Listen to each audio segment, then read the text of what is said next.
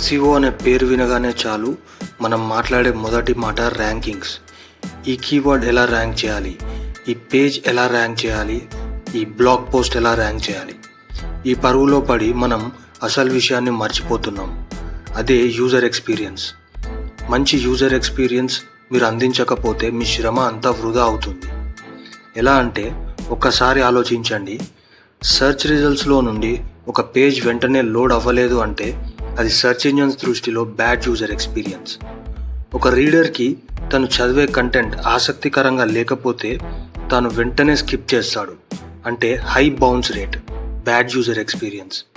Reader ఒక web link click చేసినప్పుడు page not found అని వస్తే బ్యాడ్ యూజర్ ఎక్స్పీరియన్స్.